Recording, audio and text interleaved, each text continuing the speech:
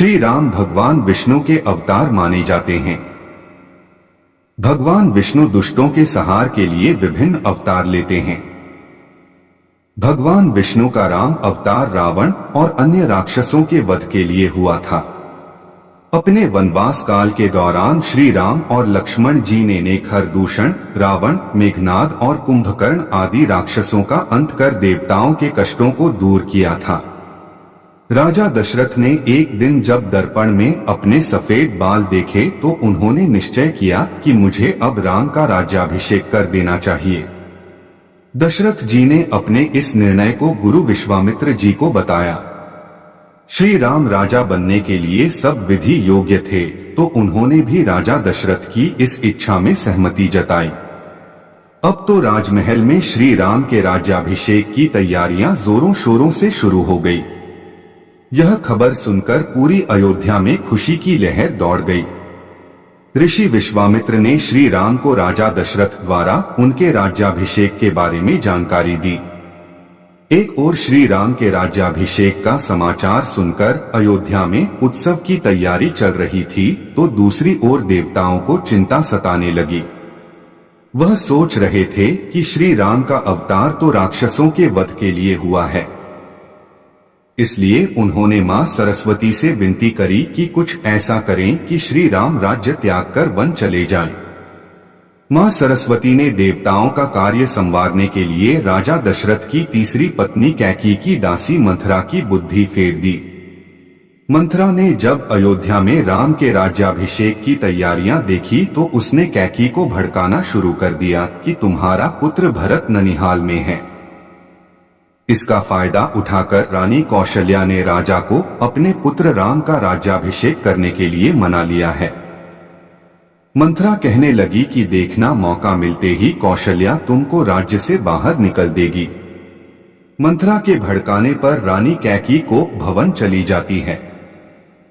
जब राजा दशरथ को अपनी प्रिय रानी के को भवन में जाने की बात पता चलती है तो वह उनसे मिलने जाते हैं। राजा दशरथ कैकेयी से उनकी नाराजगी का कारण पूछते हैं। उस समय कैकेयी ने राजा दशरथ से 2 वर मांगे जो उनके पास धरोहर के रूप में थे। एक वर के रूप में उसने अपने पुत्र भरत के लिए राज्य मांगा और दूसरे वर के रूप में राम के लिए 14 वर्ष का वनवास। राजा दशरथ ने कैकेयी से कहा कि मैं सुबह ही भरत को ननिहाल से बुलवाकर उसके राज्याभिषेक की घोषणा करवा दूंगा, लेकिन तुम राम को वनवास मत भेजो। लेकिन कैकेयी नहीं मानी। राम के वनवास की बात सुनकर राजा दशरथ बेसुध होकर गिर गए।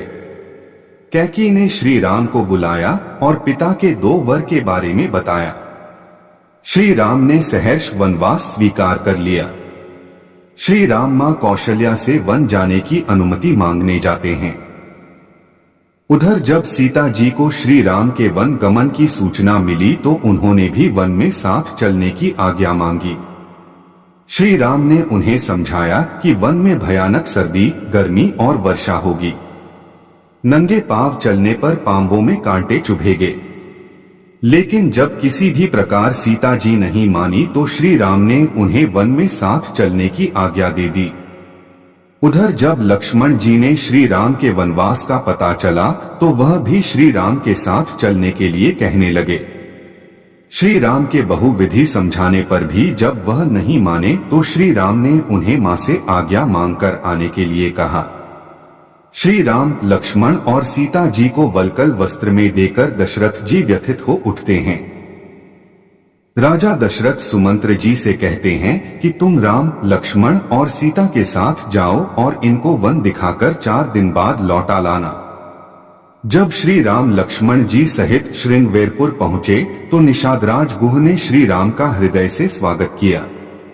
रात को वहां विश्राम करने के पश्चात सुबह सुमंत्र जी को वापस भेज दिया। वहां से श्री राम गंगा किनारे पहुंचे और केवट से नाव मांगी। केवट कहने लगा कि प्रभु, मैंने सुना है कि आपके चरणों की धूल से पत्थर एक सुंदर नारी में परिवर्तित हो गया था, इसलिए मैं पहले आपके चरण पखारूंगा, उसके पश्चात ही अपनी नाव में चढ़ाऊंगा। अपने भक्त की इस विनती को श्री राम ने स्वीकार किया और केवट ने उन्हें गंगा पार उतार दिया। वहां पर सभी ने गंगा जी में स्नान किया और सीता माता ने गंगा जी की पूजा कर उनका आशीर्वाद मांगा। वहां से सभी ने प्रयाग की ओर प्रस्थान किया और फिर श्रीवेणी के दर्शन कर श्री राम ने वहां भगवान शिव की पूजा की। श्री राम भारद्वाज मुनि के आश्रम में पहुंचे और फिर भारद्वाज मुनि की आज्ञा पाकर यमुना के किनारे पहुंचे। यमुना जी में सबने स्नान किया। श्री राम, लक्ष्मण और सीता जी ने यमुना जी को प्रणाम कर वाल्मीकि ऋषि के आश्रम की ओर प्रस्थान किया। वाल्मीकि जी जानते थे कि श्री राम का जन्म राक्षसों के वध के लिए हुआ है। सीता जी साक्षात माया है जो जगत का पालन और संहार करती हैं, और लक्ष्मण जी शेषनाग के अवतार हैं। श्री राम इस वनवास में देवताओं के काम के लिए राक्षसों की सेना का संहार करने वाले हैं। श्री राम वाल्मीकि जी से पूछते हैं कि हमें किस स्थान पर निवास करना चाहिए। वाल्मीकि जी मुस्कुराकर कहते हैं, ऐसा कौन सा स्थान है जहां आप विराजमान नहीं हैं। फिर भी श्री राम के आग्रह पर वह उन्हें चित्रकूट पर्वत पर निवास करने के लिए कहते हैं। श्री राम, लक्ष्मण जी और सीता जी सहित कुटी बनाकर चित्रकूट में रहने लगे। उधर सुमंत्र जी से श्री राम के वन गमन का समाचार सुनकर राजा दशरथ स्वर्ग सिधार गए। भरत और शत्रुघ्न जी को ननिहाल से बुलाया गया। भरत जी पिता के स्वर्ग गमन और श्री राम के वनवास की बात सुनकर व्यथित हो गए। उन्होंने पिता का विधिवत संस्कार किया। पिता के संस्कार कर्म करने के पश्चात उन्होंने गुरु वशिष्ठ से श्री राम के पास जाने की अनुमति मांगी। आज्ञा मिलने पर उन्होंने श्री राम के पास जाने की सारी व्यवस्था करवा दी। भरत जी आश्रम पहुंचकर, हे नाथ, रक्षा करें, ऐसा कहकर श्री राम को दंडवत प्रणाम किया। श्री राम ने उन्हें उठाकर हृदय से लगा लिया। सब लोग चाहते थे कि श्री राम वापस लौट आए, लेकिन श्री राम भरत को समझाते हैं कि हमें पिता के वचन का पालन करना चाहिए।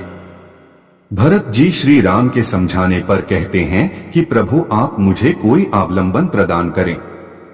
श्री राम उनको अपनी चरण पादुका देते हैं, जिसे भरत अयोध्या लौटकर सिंहासन पर विराजमान कर देते हैं और स्वयं पर्णकुटी बनाकर नंदीग्राम में मुनियों का वेश धारण कर निवास करने लगते हैं। श्री राम ने सीता जी और लक्ष्मण जी सहित चित्रकूट में बहुत से चरित्र किए। चित्रकूट से श्री राम, लक्ष्मण जी और मां सीता सहित अत्रि मुनि के आश्रम पहुंचे। वहां पर अत्रि ऋषि ने श्री राम की स्तुति की। उनकी पत्नी सती अनुसुईया जी ने माता सीता को दिव्य वस्त्र आभूषण भेंट किए।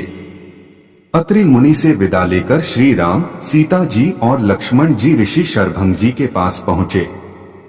शरभंग जी कहने लगे कि प्रभु, मैं आपके दर्शन से धन्य हो गया, और प्रभु के दर्शन कर वह बैकुंठ चले गए। श्री राम वहां से अगस्त्य ऋषि के शिष्य सुतीक्ष्ण जी के पास पहुंचे, जो दिन रात श्री राम को ही भजते थे। श्री राम के दर्शन कर वह उनके चरणों में गिर पड़े। श्री राम ने उन्हें गले से लगा लिया। सुतीक्ष्ण जी श्री राम को अगस्त्य ऋषि के आश्रम में ले गए।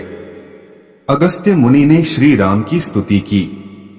श्री राम कहने लगे कि आप तो जानते हैं मैं जहां राक्षसों के विनाश के लिए आया हूं। आप बताइए मैं उनको कैसे मारूं? उन्होंने श्री राम को पंचवटी में रहने के लिए कहा। श्री राम, सीता जी और लक्ष्मण जी सहित पंचवटी में निवास करने लगे। वहां पर उनकी भेंट गृधराज जटायु से हुई। पंचवटी में निवास के दौरान एक दिन शूर्पणखा वहां आई। जब वह अपने रूप से सीता जी को डराने लगी तो लक्ष्मण जी ने उसके नाक और कान काट दिए। उसके भड़काने पर वहां पर उसके भाई खर और दूषण आए गए। श्री राम ने सेना सहित उनका संहार कर दिया। शूर्पणखा ने रावण को भड़काया कि वहां वन में अयोध्या के राजा दशरथ के पुत्र रह रहे हैं, और मुझे ऐसा लगता है कि वह मानो पृथ्वी राक्षसों से विहीन करने जहां आए हैं। उनके साथ एक सुंदर स्त्री भी है। रावण छल से मुनि वेश धारण कर सीता जी का हरण कर ले गया। जटायु ने सीता माता की करुण दशा देखकर रावण से युद्ध किया, लेकिन रावण ने उनके पंख काट दिए। श्री राम ने जब आश्रम में सीता माता को नहीं देखा तो वह व्याकुल हो गए। जटायु ने श्री राम को बताया कि रावण नाम का राक्षस सीता जी का अपहरण कर ले गया है। जटायु ने श्री राम के दर्शन कर प्राण त्याग दिए। श्री राम ने अपने हाथों से उनका दाह संस्कार किया। फिर श्री राम लक्ष्मण जी सहित सीता जी की खोज में घने वन में चले गए। सीता जी को खोजते हुए श्री राम शबरी माता के आश्रम पहुंचे। वह कई वर्षों से श्री राम की प्रतीक्षा कर रही थी। उनके गुरु मतंग ऋषि ने कहा था कि एक दिन उनके आश्रम में श्री राम जरूर आएंगे। गुरु के वचन सत्य मानकर वह प्रतिदिन मार्ग बुहारती और अपने आश्रम के बाहर पुष्प बिछाती। गुरु के वचन सत्य हुए और एक दिन श्री राम लक्ष्मण जी सहित उनके आश्रम में पहुंचे। उन्होंने श्री राम को कंदमूल खिलाए। श्री राम ने उनको नवधा भक्ति का उपदेश दिया। श्री राम ने उनसे सीता जी का पता पूछा तो वह कहने लगी कि आप पंपा सरोवर चले जाएं। श्री राम ने पंपा सरोवर पहुंचकर वहां पर स्नान किया। श्री राम जब लक्ष्मण जी सहित ऋष्यमुख पर्वत पर पहुंचे तो वहां उनकी मुलाकात हनुमान जी से हुई। उन्होंने श्री राम की सुग्रीव से मित्रता करवा दी। श्री राम ने बाली का वध कर दिया और सुग्रीव को राज्य सौंप दिया और अंगद को युवराज बना दिया। वर्षा ऋतु के कारण श्री राम 4 महीने तक प्रवर्षण पर्वत पर रहे। सुग्रीव ने सीता जी की खोज में वानर सेना को भेजा। हनुमान जी सीता माता का पता लगाकर और लंका दहन कर लौट आए। श्री राम के कहने पर सेना समुद्र तट की ओर कूच किया। समुद्र देव ने समुद्र तट पर सेतु बांधने का सुझाव दिया। नल नील की सहायता से समुद्र पर सेतु बांधा गया। श्री राम और वानर सेना पुल पर चढ़कर लंका पहुंच गई। युद्ध में रावण, कुंभकर्ण और मेघनाद सेना सहित मारे गए। श्री राम ने विभीषण को लंका का राज्य सौंप दिया। श्री राम की वनवास की अवधि पूरी होने वाली थी। विभीषण जी पुष्पक विमान ले आए जिस पर श्री राम, लक्ष्मण जी और सीता जी सहित सुग्रीव, नल, जाम्बवंत, अंगद, हनुमान और विभीषण जी चढ़कर अयोध्या पहुंच गए। अयोध्या वासियों ने घी के दीपक जलाकर उनका हर्षोल्लास से स्वागत किया। पूरे विधि विधान से शुभ मुहूर्त पर श्री राम का राज्याभिषेक किया गया।